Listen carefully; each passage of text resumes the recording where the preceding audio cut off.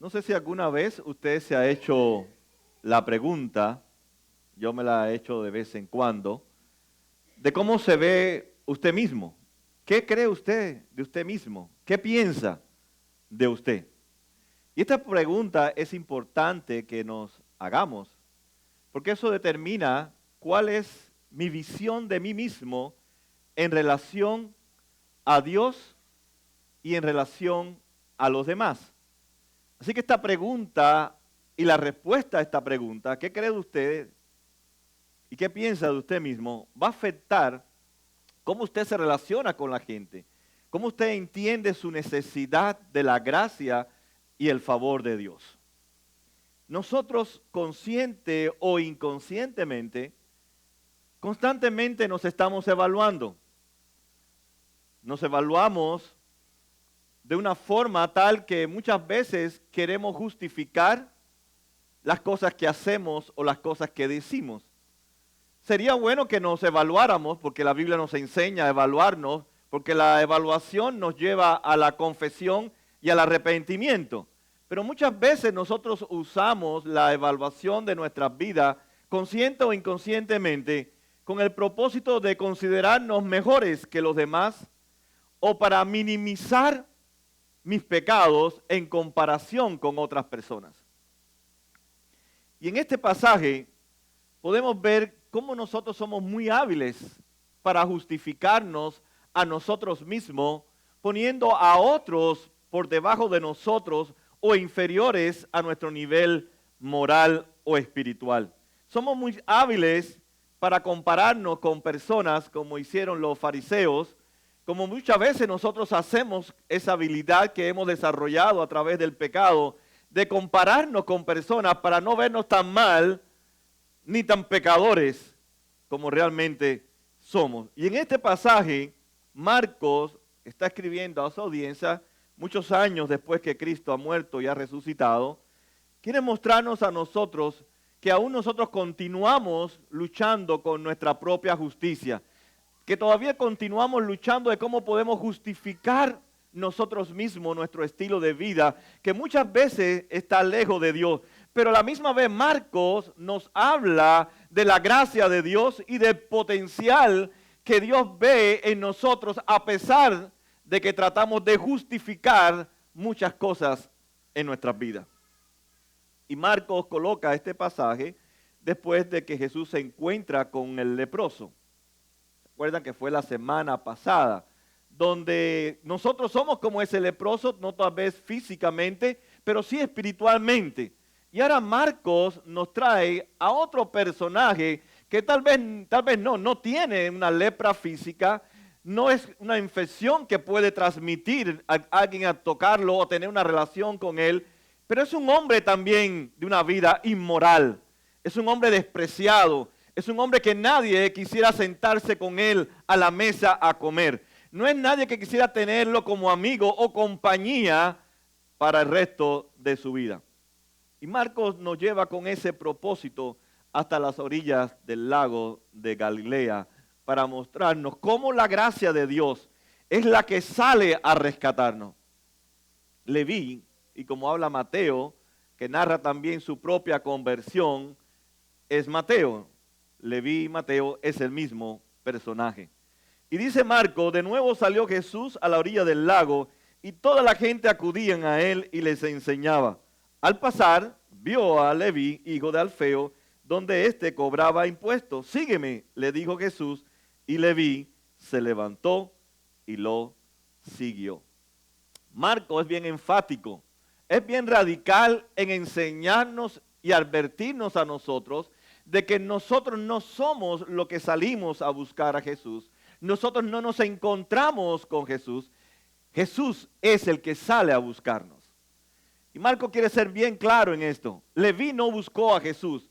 Jesús buscó a Leví donde él mismo se encontraba. Y hay dos cosas que podemos ver. La posición que él tenía y la condición que él tenía. En primer lugar, vemos que entonces él es un recaudador de impuestos. Se puede decir como el IRS en nuestro tiempo, los que nos cobran los impuestos a fin de año. Él era un cobrador de impuestos muy diferente al tiempo de hoy. Y dice Marcos que estaba sentado a la mesa cobrando los impuestos. Estas personas eran hebreos, son israelitas, y ellos trabajaban para el gobierno de Roma. Y Roma había impuesto sobre cada nación que conquistaba pagarles los impuestos a ellos. Pero ¿qué hacían estos hombres? Ellos trataban de ponerle por encima de lo que Roma pedía de una forma realmente exorbitante. Y vemos cómo ellos se enriquecían a través de los impuestos. Quiere decir que entonces Leví, Mateo, estaba sentado allí en la mesa y a los comerciantes, a los pescadores de Galilea, no solamente le cobraba $10, le cobraba 30 y 40 dólares, lo que él quisiera cobrarle, y ellos tenían que pagarle. Por tanto, este grupo de personas eran despreciables delante de la nación de Israel porque eran traidores, trabajaban para Roma, aparte eran ladrones, robaban para enriquecerse y vivían vidas al nivel de Roma, una vida inmoral. No guardaban la ley, no cumplían la ley, no les interesaba nada de la vida espiritual. Y vemos que esta era su condición y este era su trabajo, donde su trabajo no honraba a Dios porque era un trabajo que ellos robaban. Pero a la misma vez su condición era una condición despreciable por su propia nación. Ellos, por ejemplo, no podían ir a una sinagoga. La sinagoga es un edificio donde van los judíos o los israelitas a estudiar la palabra de Dios. Ellos no podían entrar en la sinagoga, habían sido expulsados de la sinagoga, por tanto no tenían contacto ninguno con la palabra de Dios, ni relación con el pueblo de Dios. Estas personas eran odiadas, despreciadas por su propia nación. Y Marcos nos pone este ejemplo de la conversión de Mateo para mostrarnos a nosotros cómo la gracia nos alcanza a pesar del trabajo que hagamos que deshonra a Dios y la condición espiritual que nosotros tengamos. Es todo la gracia de Dios la que nos cambia y nos transforma. Yo diría que si toda la Biblia, en todo el Nuevo Testamento, solamente existiera el llamado de Mateo, de Leví, sería suficiente este ejemplo para mostrarnos no solamente lo que la gracia nos alcanza, sino lo que la gracia hace en cada uno de aquellos que son alcanzados. Yo estoy seguro que ninguno de nosotros se nos hubiera ocurrido en una cultura norteamericana, para los que se hicieron ciudadanos norteamericanos, ninguna persona en esta nación que va a contratar empleados se le ocurriría contratar a un ladrón. ¿Usted lo haría? Es más, muchas veces te mandan a hacer hasta exámenes de droga y hasta te piden tu background, tus antecedentes penales.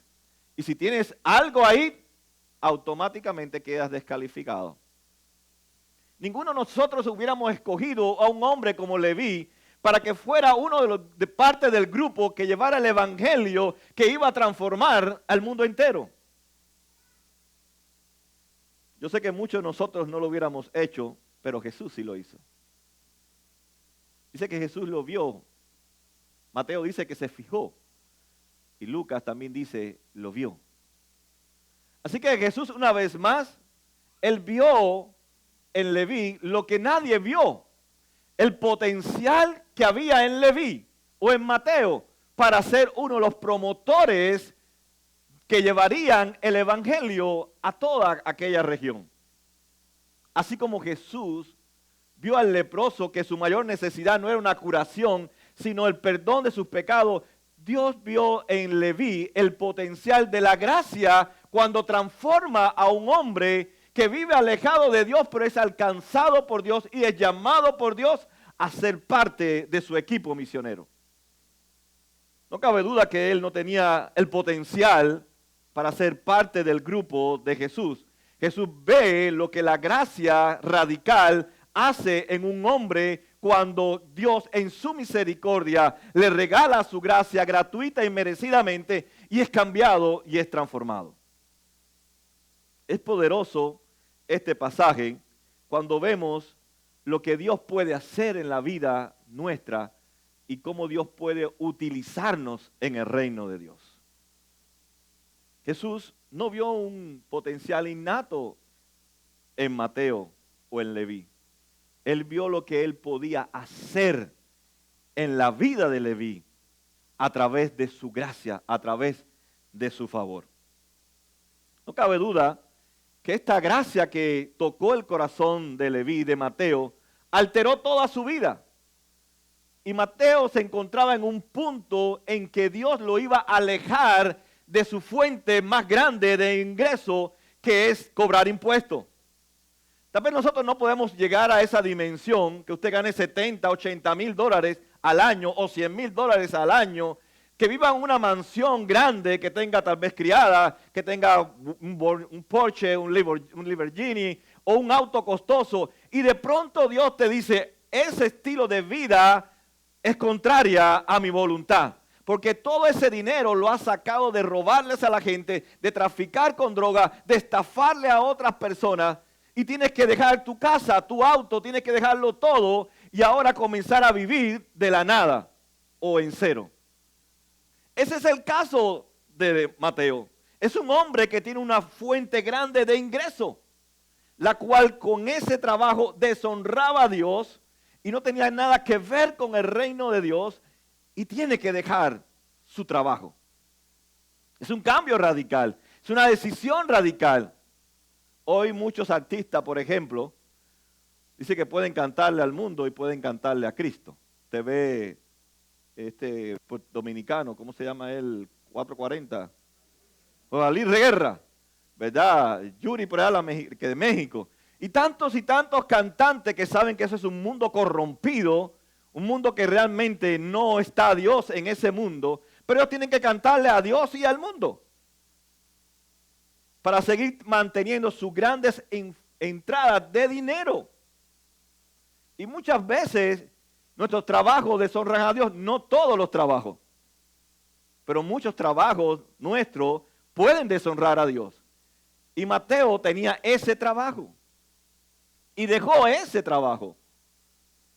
Y vemos cómo Dios cambia radicalmente la vida de este hombre, que prefirió no seguir gastando, no ganando más dinero y comenzar a vivir de la providencia de Dios.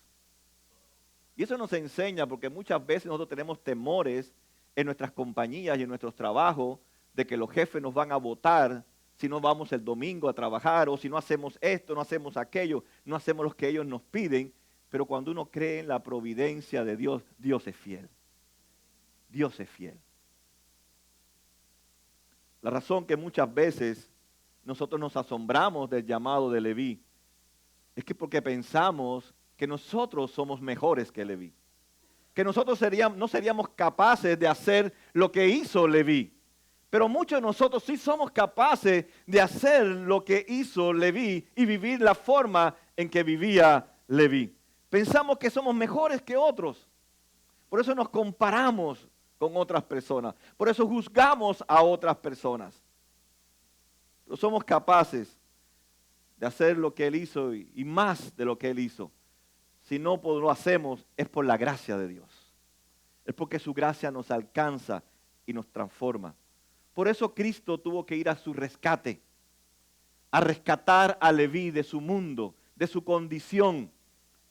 Porque la gracia llega a cualquier persona, no importando su condición moral o espiritual.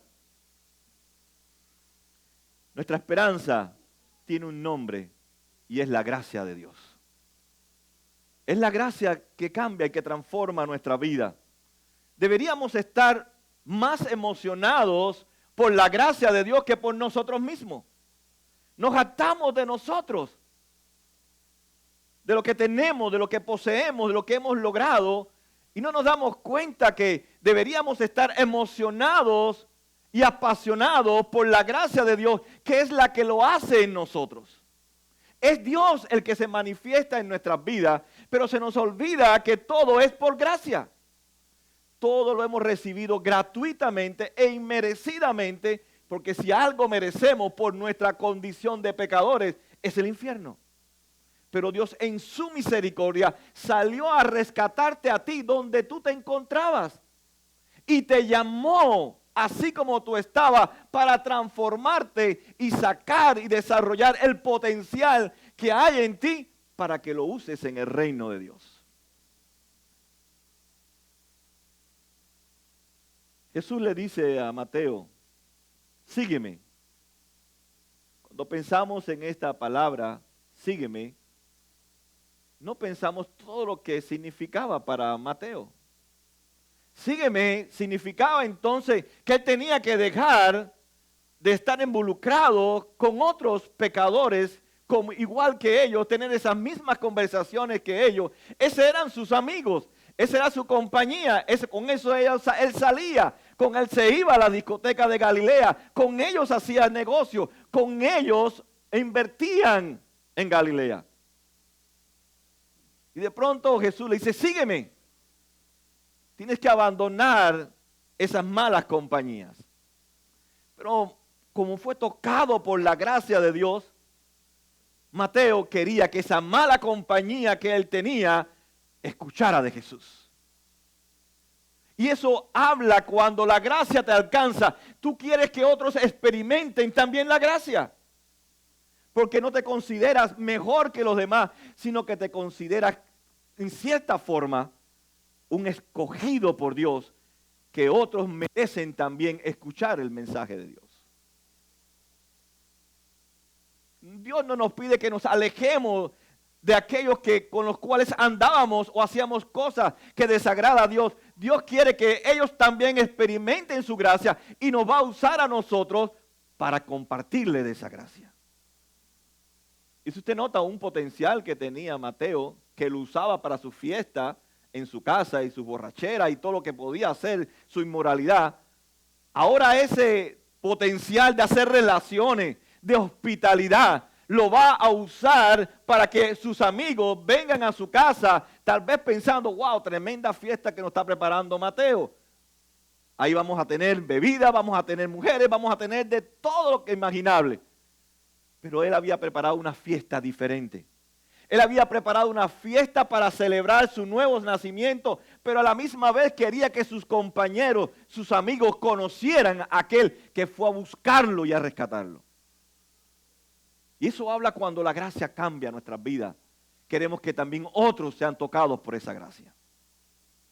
Realmente la gracia cuando llega en nosotros provoca que otros escuchen de esa gracia. No podemos callarnos la gracia de Dios. Pero hoy la iglesia es como si tuviera un parche en la boca. En nuestros trabajos no les hablamos a la gente de la gracia porque hay que respetar lo que ellos creen. Porque hay que tolerar sus religiones. Pero cuando usted tiene una gran noticia, una noticia que hace un gran milagro en la vida de sus compañeros, de su familia, no podemos tener mordaza en nuestra boca. Tenemos que proclamar el mensaje de la cruz. Significaba entonces que este hombre, cuando fue tocado por la gracia, tendría esa capacidad, por la gracia, responder al llamado de Dios. La gracia abre sus ojos espirituales, porque él no buscaba a Dios, a ellos no les importaba buscar a Dios, como muchos de nosotros no nos importaba buscar a Dios, ni nos interesaba nada de Dios. Sin embargo, Dios puso ese interés en nosotros, y esa es la gracia de Dios. Él abrió nuestros ojos para ver esa necesidad que hay en nuestra vida de tener ese encuentro con Cristo Jesús. La gracia cambia aún nuestros deseos, nuestros sueños y nuestras aspiraciones. La gracia totalmente cambia lo que somos nosotros. Piense por un momento. ¿Dónde estaría usted hoy domingo? ¿Usted estaría aquí en este lugar? ¿Usted estaría aquí adorando a Dios? ¿Usted estaría en comunión con otras personas? No. Estamos aquí adorando a Dios, teniendo comunión con Dios por la gracia. No es porque usted quiso venir a este lugar y quiso cantar y quiso tener comunión con otras personas. Es la gracia de Dios que se ha movido en su corazón y lo ha motivado a venir a congregarse. Pero nosotros pensamos que fui yo, que me levanté en la mañana y quiero buscar a Dios. Hoy no quiero irme para la playa, hoy quiero irme para la iglesia. No, es la gracia de Dios que te ha motivado a estar en este lugar, porque como pecadores tendríamos mejores lugares para estar en esta mañana. Pero es la gracia. Es por la gracia de Dios que hoy podemos estar aquí. Y eso no quiere decir que usted no tenga problemas. Tenemos problemas. No quiere decir que somos perfectos. No quiere decir que no tenemos ninguna necesidad o hacer algo tal vez más importante que lo que estamos haciendo. Es la gracia de Dios la que nos motiva a venir y a congregarnos. Solo podemos estar aquí y tener interés por las cosas espirituales. Ser un discípulo de Cristo es por la gracia. Créame que es por la gracia de Dios. ¿Sabe a cuántas cientos de personas yo le he hablado de Cristo durante toda mi vida? No toda mi vida, desde los 25 años, pero no se lo voy a decir la edad porque casi estoy llegando a los 40. De los 25 a los 40, le he hablado a montones de personas, hombres y mujeres, jóvenes. Y muchos le he presentado el Evangelio según las Escrituras. Sin embargo, Dios no ha obrado en sus corazones. Pero en otros sí ha obrado en sus corazones por la gracia de Dios. Pero el mensaje no podemos callarlo, el mensaje hay que compartirlo. Porque nosotros no sabemos quiénes son los salvos, quiénes van a recibir la gracia. Y como no lo sé, hay que hablarle a todo el mundo. No importa que sea como Leví, como el leproso o la vida que tenga. Yo no sé a quién Dios va a llamar, pero yo sí sé el poder que tiene el mensaje para aquel que Dios va a llamar. Y ese es el mensaje que nosotros compartimos. Así que no hay razón para nosotros poder vernos como gente especiales. No somos especiales. Es que Dios quiso escogernos. Dios quiso llamarnos en medio del mundo y el caos en que nosotros vivíamos. Así que Mateo tuvo que dejar su trabajo y comenzar a vivir bajo esa nueva gracia que estaba experimentando. Y cambió totalmente su vida y se convirtió en un seguidor de Cristo. Pero la gracia no solamente nos alcanza y nos deja ahí. La gracia hace algo en nosotros. Fíjese el versículo 15 que dice: sucedió que estando Jesús a la mesa en casa de Leví, muchos recaudadores de impuestos y pecadores se sentaron con él y sus discípulos, pues ya eran muchos los que le seguían. Marcos nos presenta otra imagen, al igual que en los versículos anteriores. La primera imagen es el encuentro de Jesús con él a través de la gracia. Y ahora esta segunda imagen, Marcos hace énfasis en lo que la gracia hace en nuestra vida. Porque la gracia no llega por llegar, la gracia cuando llega provoca en nosotros hacer lo que antes nosotros no hacíamos. Y vemos que Marcos, o podemos responder esta pregunta: ¿qué ha hecho la gracia en tu vida cuando la gracia se manifestó en tu vida? ¿Qué ha provocado la gracia a hacer en ti y a través de ti? Porque tú tienes un potencial. Dios vio en ti algo, que es ese potencial de esa gracia cuando te alcanza, es para servirle, es para trabajar en su reino, es para proclamar el mensaje del reino de Dios. Y vemos que este hombre, cuando experimenta la gracia de Dios, comienza entonces a buscar las oportunidades y a usar lo mismo que él usaba para que otros experimentaran esta gracia. Y usó su casa. Antes la usaba para cosas indebidas, ahora la está usando para que un grupo pequeño se reúna en su casa y escuchen la palabra enseñada por el Maestro Jesús y ellos puedan escuchar el mensaje de la cruz. El hecho que le pida a Jesús que vaya a su casa indica que hay un cambio en su vida.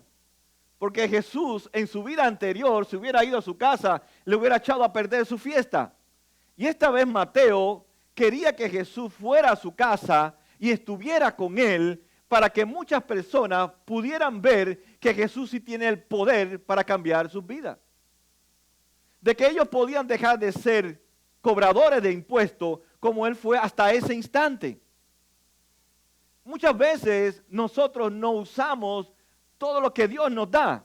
Y una de las cosas que Dios nos da es nuestro hogar, es nuestra casa.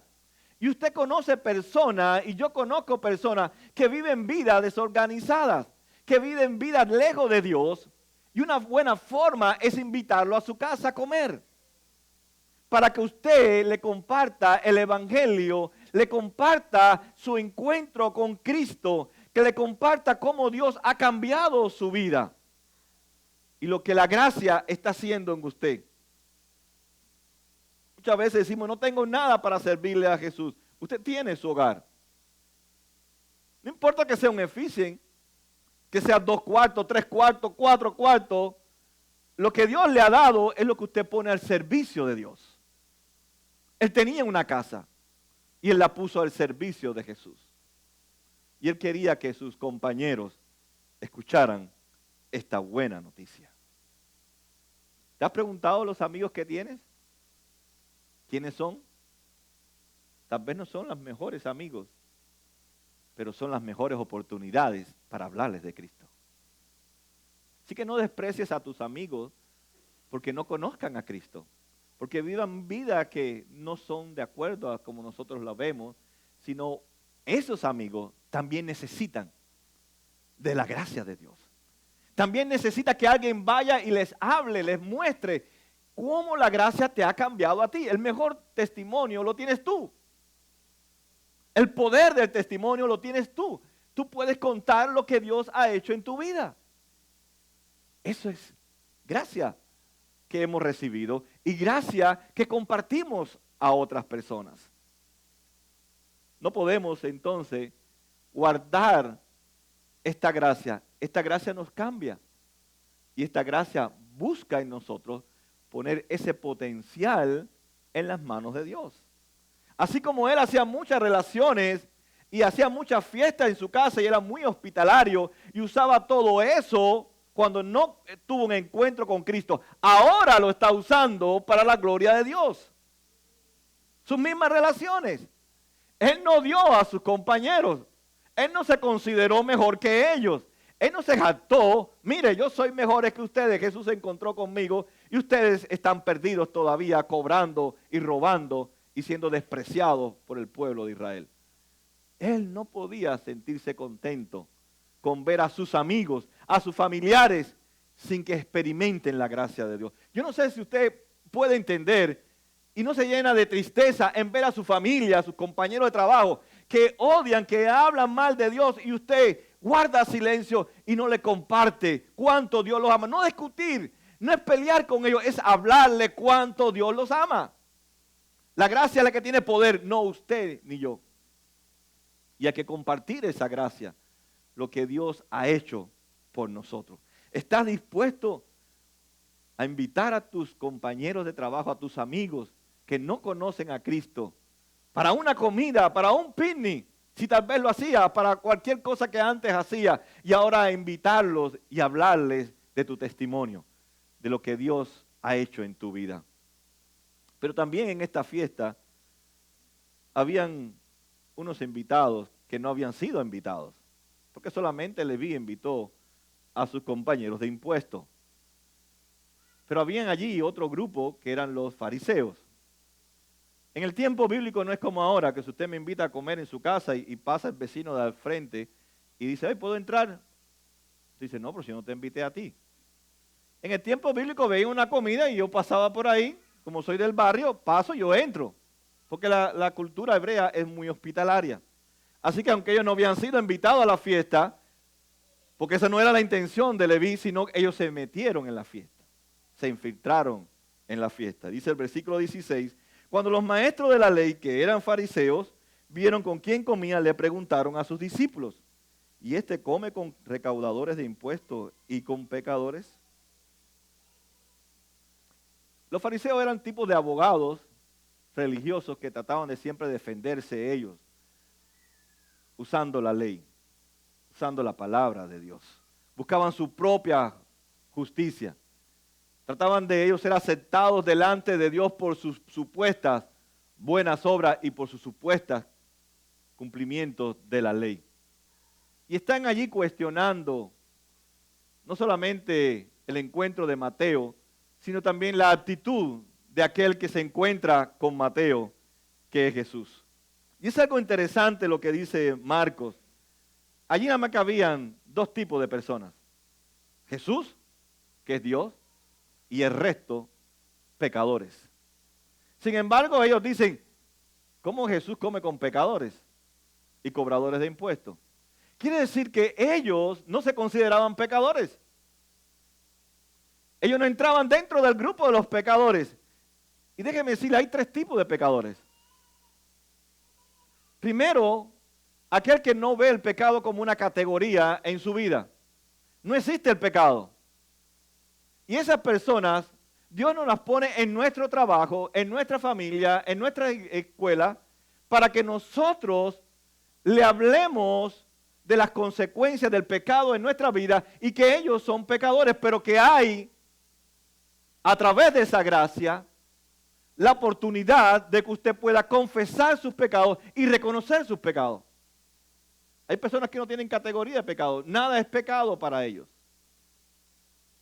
Segundo tipo de personas que podemos ver dentro de las Escrituras son aquellas personas que se consideran pecadores, pero no se consideran tan pecadores. Son pecadores, pero no son tan pecadores.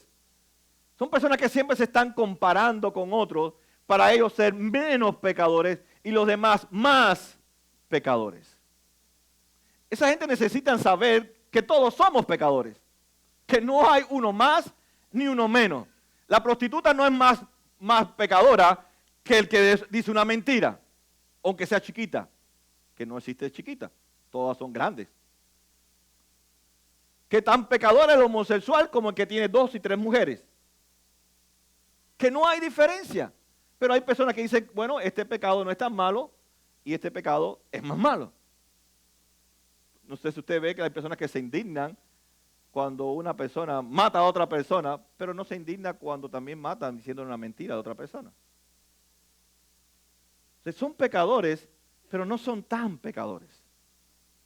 Y están otros como nosotros que somos pecadores, pero creemos y estamos convencidos que necesitamos de la gracia de Dios. Estamos desesperados de que Dios intervenga constantemente en nuestras vidas para que nos haga cada día más como Jesús. Y eso es lo bello del Evangelio, de que aunque hemos sido rescatados por Cristo, hemos sido encontrados por Cristo, todavía Cristo está trabajando en nosotros. Está perfeccionando su obra en nosotros, está completando su obra en nosotros. Es cierto que ha quitado nuestra ceguera espiritual, es cierto que ha puesto ahora deseo de buscar su presencia, de compartir el Evangelio, pero aún todavía vemos que hay luchas en nosotros. Pero estamos desesperados por Cristo Jesús. No huimos de Cristo, no justificamos nuestra vida, sino que presentamos nuestra vida delante de Dios para recibir el socorro, para recibir el perdón y la misericordia de Dios. Deberíamos, es cierto, cada uno de nosotros haber sido ya instrumentos en las manos del Redentor para tocar el corazón de esas personas que aún no han conocido a Cristo. Pero ese es nuestro desafío, esa es nuestra meta, ser parte de la gracia de Dios. Ser parte de este mensaje que cambia y que transforma la vida de la gente. No ser personas arrogantes, no ser personas que discriminamos a otras personas, que minimizamos nuestro pecado, sino que vemos la necesidad de esa esperanza en la vida de la gente que nos rodea. Si usted nota en el pasaje, Jesús no estaba molesto por estar con pecadores y con ladrones que eran cobradores de impuestos. Él estaba muy cómodo allí. Él no le dijo, mira Mateo, te confundiste, yo tengo que proteger mi prestigio y yo no puedo estar sentado contigo y aparte de eso, con otros hombres que todavía no me han conocido ni me aman y aparte con pecadores que no guardan la ley, que son gente perdida. Yo no puedo estar entre ellos. Jesús no dice eso. Jesús se sintió muy cómodo en medio de ellos. Es más, cuando estaba en la cruz, estaba rodeado, entre dos asesinos, dos criminales. Jesús nunca huyó de la gente que necesita de su gracia. Jesús no nos dijo que huyamos de la gente. Jesús nos dijo, yo los dejo entre la gente, por eso te deja en tu trabajo, si honra, porque si trabajas en un bar sirviendo vino, o trabajas en un prostíbulo, o trabajas en una cosa que es inmoral, tienes que dejarlo. Pero la mayoría de nosotros trabajamos trabajos normales, corrientes, pero Dios nos ha dejado en esos lugares, pero cambiados, transformados, para alcanzar a las personas que tú estás cerca de ellos. Pero no los mires con desprecio, porque Jesús estuvo en medio de ellos. Y aún en su muerte tenía dos criminales. Muestra que Jesús nunca huyó. Jesús siempre estuvo en medio de los pecadores. Así que la pregunta que le están haciendo, yo creo que es la pregunta más arrogante que le han hecho a Jesús. ¿Cómo puedes comer con cobradores de impuestos y pecadores? ¿Y a qué vino Jesús? A buscar pecadores y pecadoras, como tú y como yo, para rescatarnos, cambiarnos y usar el potencial que tiene nuestra vida para el reino de Dios. No sé cuán profunda es tu necesidad de esa gracia, de ese cambio en tu vida, pero Jesús tiene el poder para hacerlo. Después le dicen a Jesús, o Jesús les dice a ellos, no son los sanos los que necesitan médico, sino los enfermos. Yo no he venido a llamar justo, sino a pecadores. Nadie va al médico cuando se siente bien. Todos vamos al médico cuando estamos enfermos.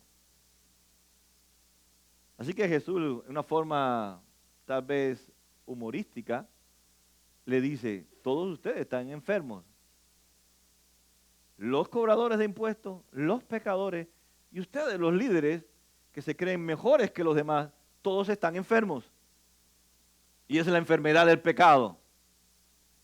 Claro, ustedes no pueden ir donde está el médico, porque es el médico que tiene que ir donde está ustedes. Es la diferencia.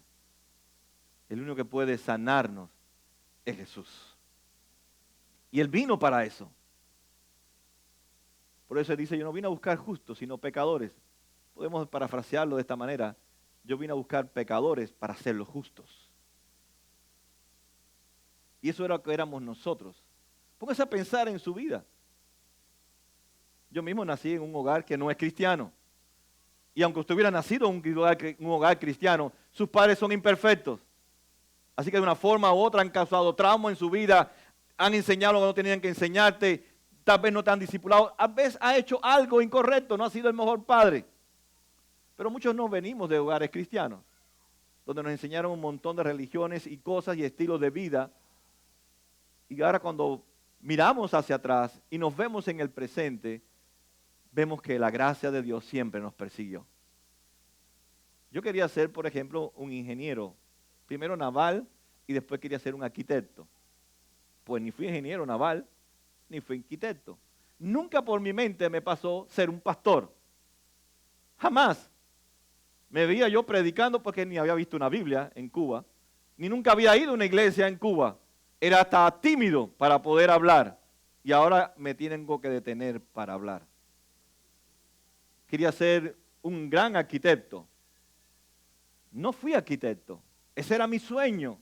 Ese era mi deseo, ser un arquitecto. Pero Dios tenía otro plan para mí. Y movió mis pensamientos y mis deseos hacia el pastorado. Y comencé en el año 87 a prepararme para el pastorado hasta el 95 y seguí preparándome en la maestría para el pastorado. Pero nada eso en mi mente había pasado. Y si alguien me hubiera visto, o muchos de los que me conocieron, incluso antes de encontrarme con Cristo, una vez el dueño de la compañía me dijo, si a una iglesia yo fuera, es a tu iglesia. Porque yo te conocí antes como tú eras, iracundo, violento, agresivo, no amable con la gente, y ahora te veo dócil. Soporta que la gente se burle de ti. Ahora no te interesa el dinero. Antes sí te interesaba. Él vio el cambio. Porque la gracia cambia. La gracia transforma. Yo era mejor que ellos, no. Es que la gracia me había alcanzado, me había transformado. Y esa gracia la usaba yo para compartírsela a ellos. Cuando ellos me preguntaban, ¿por qué tú eres así ahora y no es así como tú eras antes? Es la gracia que cambia. Por eso la gente cuando me dice, yo tengo ira contenida, yo soy así, yo tengo mal carácter, digo, eso no es nada. Yo era peor que tú. Yo era un máster en ponerme bravo. Entre los iracundos yo era el número 1. Más que yo no había nadie iracundo. Sin embargo, la gracia me alcanzó y ahora hasta trabajo me cuesta ponerme bravo con la gente. Y si me pongo bravo no dura ni 2 segundos. Porque es la gracia que te cambia. Y ahora Dios usa el potencial que estaba en mí para ser usado en su reino. Así que Dios cambia, no importa quién sea, porque hay esperanza cuando la gracia nos alcanza. Jesús entra en este personaje que es Mateo y Leví y cambia totalmente su vida para mostrarnos a nosotros el poder de la gracia, pero también el resultado de la gracia. Este hombre fue parte del grupo de los discípulos y apóstoles para llevar el evangelio a toda aquella persona que necesita de la gracia como necesitó Mateo. Tenemos que confesar entonces que tenemos necesidad de esa gracia. Tenemos que confesar que muchas veces nos aferramos a nuestra propia justicia, en que yo soy bueno, en que yo soy mejor que otros, en que yo puedo lograr las cosas. Pero la gracia derrumba nuestro orgullo y nos capacita porque la gracia cambia nuestras vidas. Y ahora todo lo que queremos hacer es para la gloria de Dios. Cristo quiere que nosotros estemos llenos, no en nuestros bolsillos de dinero o nuestro cuerpo, nuestra casa de posesiones, sino Cristo quiere llenar nuestros corazones de su gracia para que rebose esa gracia y se comparta esa gracia. Y en tu trabajo, tú eres un medio de esa gracia. Tú eres un instrumento de esa gracia. Piensa que Dios quiere manifestar su gracia a aquel que está cerca de ti también, como lo ha hecho contigo. Debemos de confesar también que muchas veces no usamos el potencial que teníamos en el mundo, ahora en el reino de Dios. Mateo usó lo mismo que usó en el mundo, pero con un propósito diferente, para que otros conocieran de esa gracia. Jesús no le dijo, ven de tu casa, limpia estas paredes porque Satanás está metido aquí adentro. No, él no le hizo hacer un trabajo de santería en el cuarto o en la habitación. Él le dijo, ahora el Espíritu de Dios vive en este hogar y no puede reinar más las tinieblas. Y él usó lo mismo que usaba para el mal, ahora lo está usando para el reino de Dios. Y a veces nosotros no entendemos eso. Si antes tú usabas algo para ti y para tus placeres, úsalo ahora para el reino de Dios. Lo que sea, lo que tú tengas, lo que tú eres, donde tú trabajas, el don, el talento que tú tengas, úsalo para el reino de Dios. Y verás cómo la gracia se va a manifestar. Nosotros aquí hace muchos años tuvimos una enfermera, ¿se acuerdan que era Katy? Esa señora se cortaba y ella salía rápido hasta ponerte un tape. Porque los dones que ella tenía, ella trabajaba en los que se van a morir, en hospice, y ella lo que usted tenía, a veces esta cierta de médico, es que ella tenía ese potencial, lo usaba en el hospice, pero lo usaba dentro de la iglesia y donde quiera. Iba y le inyectaba a la gente. ¿Qué es lo que hacía esa señora? No daba punto porque la iban a demandar. Pero ponía su potencial. Si usted es buena en la computadora, si usted es buena para hacer relaciones, si usted lo que sea, usted lo usa para el reino de Dios. Lo usa para la gloria de Dios. Y lo usa en el nombre de Cristo para que Él sea glorificado en usted y a través de usted. ¿Ve que hay potencial en medio de su pueblo? Tenemos potencial para alcanzar esta comunidad. Para que estas sillas estén llenas de vida y poner más sillas y abrir nuevas comunidades que necesitan escuchar del mensaje de la gracia. Y usted es el instrumento en las manos de Dios. Yo no puedo estar donde usted está. Yo no puedo estar en una factoría cortando pelo, haciendo uñas, manejando camión, haciendo Uber, pero usted sí está ahí. Y Dios lo quiere usar a usted donde usted está. Nuestra oración debe ser eso. Señor, cada día tu gracia brille en mí. Que mi indiferencia no aplaste tu gracia. Dios me ha puesto en lugares donde nos relacionamos con gente que aunque no te lo dicen, están desesperados de esa gracia. Yo no lo sabía y yo estaba desesperado de que algo sucediera nuevo en mí. No sabía qué era, pero era la gracia de Dios que se manifestó hace muchos años. Y es la misma gracia que sigue queriendo manifestarse a través de ti y de mí. Yo trabajé en una factoría y un muchacho joven de 20 y pico de años me habló de un libro que habla que podemos tener eternidad y me regaló una Biblia. No me dijo ni una palabra de Dios. Solamente me dijo, mira, este libro dice que fuimos creados para vivir eternamente. Y eso fue lo único que él me pasó. Una Biblia. Años después, me encontré la Biblia en una de mis gavetas. Abrí el Salmo 115. Y yo adoraba dos imágenes. Y al leer el Salmo 115 y el 135, nunca había leído la Biblia.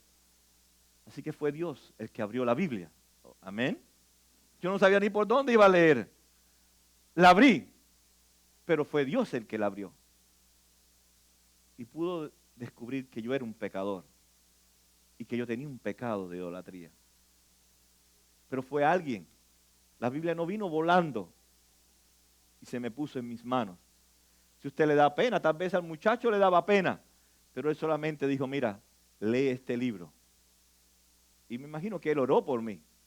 Y el Espíritu Santo, en el momento oportuno, abrió la Biblia donde estaba mi pecado.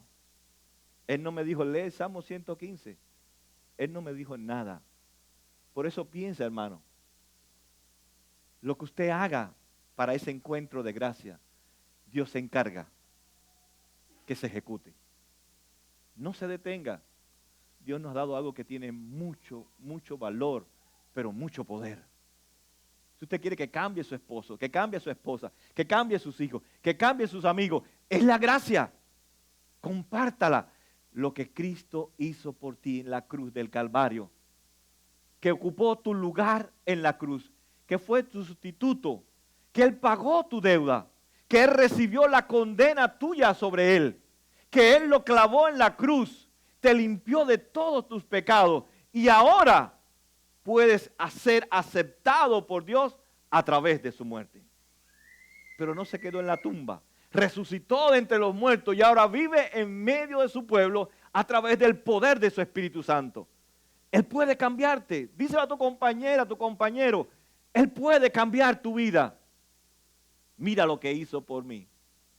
Mira lo que hizo por Leví, por el leproso, por cada uno de nosotros. Es el mismo Jesús, el que cambia y transforma nuestras vidas. Tú tienes un potencial y puedes usarlo en el reino de Dios para su gloria. Que el Señor nos ayude a reflexionar, al mañana salir a nuestros trabajos, a regresar a donde vayamos, que hay personas desesperadas como tú de esa gracia. Oremos. Señor amado, gracias por tu palabra.